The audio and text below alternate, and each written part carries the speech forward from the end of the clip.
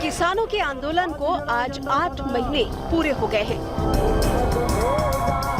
कृषि कानूनों की वापसी की मांग को लेकर शुरू हुए इस आंदोलन के नाम पर जमकर सियासत हो रही है।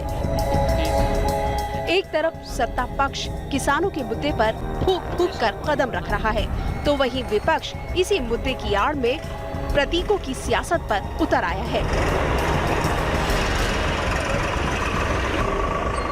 राहुल गांधी आज खुलकर किसानों के समर्थन में आ गए। विरोध के स्टीयरिंग को संभालने के बाद राहुल गांधी ने किसानों के प्रति यानी ट्रैक्टर पर सवार होकर राहुल गांधी ने अपनी सियासत का टॉप गियर ऑन कर दिया। इसके बाद राहुल यही नहीं थमे, बल्कि नियमों को भी दरकिनार करते हुए संसद भवन जा पहुंचे। राहुल गांधी की ट्रैक्टर वाली सियासत के बाद शुरू हुआ दिल्ली पुलिस का एक्शन। दिल्ली पुलिस ने कांग्रेस नेता रणदीप सुरजेवाला और वीवी श्रीनिवास को हिरासत में ले लिया। साथ ही जिस ट्रैक्टर पर सवार होकर राहुल गांधी संसद पहुंचे, उसे भी जब्त कर लिया गया। संसद भवन का पूरा इलाका हाई सिक्योरिटी जोन में आता है और संसद सत्र के दौरान इस पूरे इलाके में धारा 144 भी लागू की जाती है। इसी वजह से पुलिस को एक्शन लेना पड़ा। हालांकि राहुल गांधी इन नियमों का पालन क्यों नहीं कर पाए, इस बारे में कांग्रेस नेताओं ने कुछ नहीं कहा, बल्कि जब राहुल गांधी से सवाल पूछा गया तो उनका जवाब कुछ इस तरह था। किसानों का मैसेज है, उसको हम पार्लियामेंट तक लाए हैं। पार्लियामेंट में इसके बारे में चर्चा नहीं करने देते हैं। किसानों को दबा रहे हैं, हिंदुस्तान के सब किसानों को दबा रहे हैं, इसलिए हम यहाँ ट्रैक्टर पे आए। काले कानून है, इनको वापस लेना पड़ेगा। राहुल गांधी के इस कारनामे पर बीजेपी ने साफ कर दिया है कि कृषि कानूनों का जिक्र खुद कांग्रेस पार्टी ने अपने घोषणा पत्र में किया था। 2019 के कांग्रेस के घोषणा पत्र का जिक्र करते हुए केंद्रीय मंत्री मुख्तार अब्बास नकवी ने राहुल गांधी पर हमला बोला। उन्होंने इस मुद्दे पर राहुल को जमकर निशाने पर लिया। पे बैठ करके फोटो अपॉर्चुनिटी करना एक बात है, किसानों के हितों और किसानों की समस्याओं के प्रति गंभीर होना दूसरी बात है। जहाँ तक सवाल है, अगर उन्हें लगता है कि ट्रैक्टर पे बैठ करके और किसानों के आंदोलन, कुछ किसानों के आंदोलन को वो हाईजैक करके अपना राजनीतिक कोई फ़ायदा उठाने की कोशिश कर पाएंगे तो वो असफल होंगे। याद होगा लोगों ने भट्टा परसौल में भी इसी तरह का किसानों के झोपड़ियों में, घरों में बैठ करके फ़ोटो अपॉर्चुनिटी का काम इन लोगों ने किया था।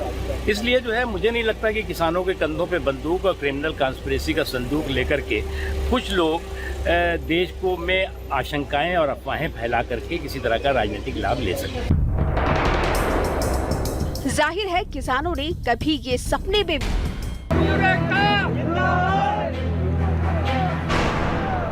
26 नवंबर 2020 से किसान दिल्ली की सरहद को घेरे बैठे हैं। आज यानी 26 जुलाई को किसानों के आंदोलन को पूरे 8 महीने हो गए। इस दफा किसानों ने संसद के काफी करीब के इलाके यानी जंतर मंतर को अपना ठिकाना बना लिया है।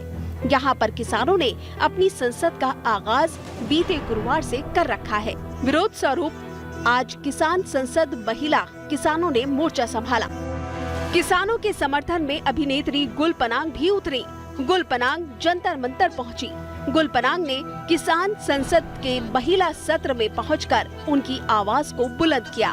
गुल पनांग ने कहा कि जो कानून सही तरीके से पास नहीं किए गए, उनमें हम संशोधन नहीं चाहते हैं, वो कानून रद्द होना चाहिए। पहली बात तो जो कानून जिस विषय पे बनाए गए थे वो स्टेट सब्जेक्ट है। 7th शेड्यूल जो हमारे संविधान का है, जो हमारे कॉन्स्टिट्यूशन का है, उसके अनुसार जो एग्रीकल्चर है वो स्टेट सब्जेक्ट है और स्टेट्स को उन पे कानून बनाने चाहिए। पहली बात तो ये, तो इसका मतलब केंद्र सरकार को इस विषय पे कानून नहीं बनाना चाहिए था।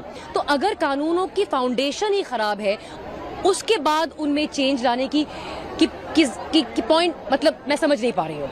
तो इसीलिए किसानों की ये डिमांड है कि आप ये कानून रद्द कीजिए और नए कानून बनाइए। किसान संसद की सबसे खास बात ये रही कि आज यहाँ बोलने वाले, सुनने वाले महिलाएं रहीं। बारी बारी से महिलाएं अपनी बात रखती रहीं, जिसमें एसेंशियल कमोडिटी एक्ट पर महिला किसानों ने सरकार पर जमकर निशाना साधा और इसके अलावा महिलाओं ने उन किसानों को भी याद किया जिनकी आंदोलन के दौरान मौत हुई है। किसानों के मुद्दे पर जहां विपक्ष सियासत कर रहा है, तो वहीं विरोध के मोर्चे पर डटे किसान भी लामबंद हो चुके हैं। किसान नेता राकेश टिकैत ने साफ कर दिया है कि वो इस दफा दिल्ली के अलावा लखनऊ को घेरने का प्लान भी बना रहे हैं। राकेश टिकैत के ऐलान के क्या मायने हैं?